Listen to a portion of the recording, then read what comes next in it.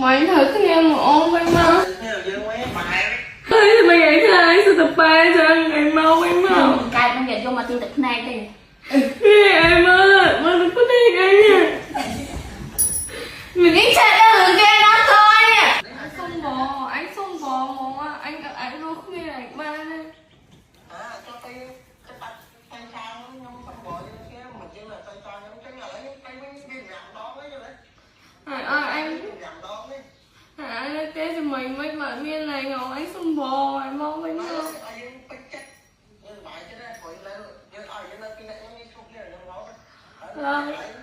Rồi anh nói nè em mau anh mau. Không vô mà anh suy về mình về tỉnh mau không? Không về về phòng mau vậy nè. Anh đi chui vậy mày. Dù nó nuôi. Mày xuống vậy thì cậu anh nè, anh về mau anh. Ai chi chui vậy? Mai chơi vậy anh. Mày đi. Mau anh mau anh không bò. Mai một khéo hai cái đại cái tay.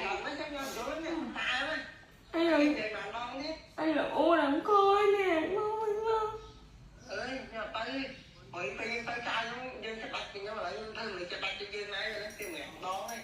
Không bò nè, anh dùng lại nè, mau anh mau.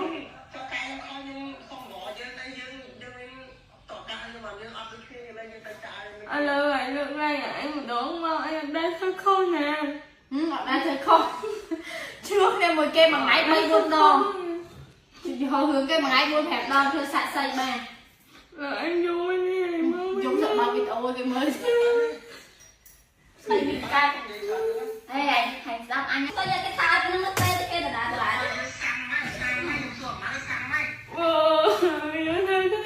Cay nó nghiện vô mà tin tức này đi. Em ơi, mà đừng có đi anh nha.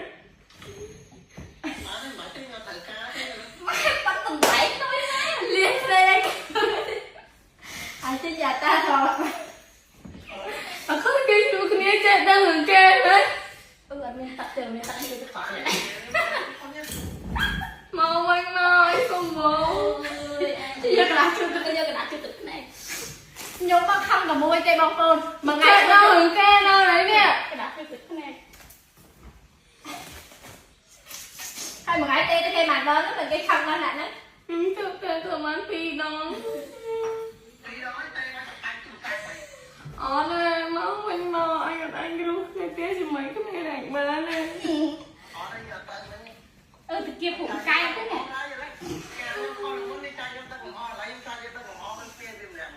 Anh bắt chi của bà thố mà đỡ như này.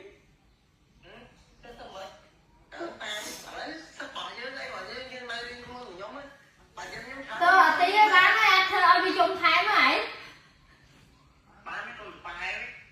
Thì mày nghĩ thế ai sao tập bài cho anh mau anh mau. Nhưng thật cái điện. Mình nghĩ chạy ra hướng kia nó thôi nè. Hào sầm đi. Chặt mày ngoài. Cái bò mà tê cái bò á. Gái mơ đài đá nè. Tê. Không. Thế chắc nó không sợ. Mai thọc thì tôi ra cái thao nó tê cái kia là đã lại.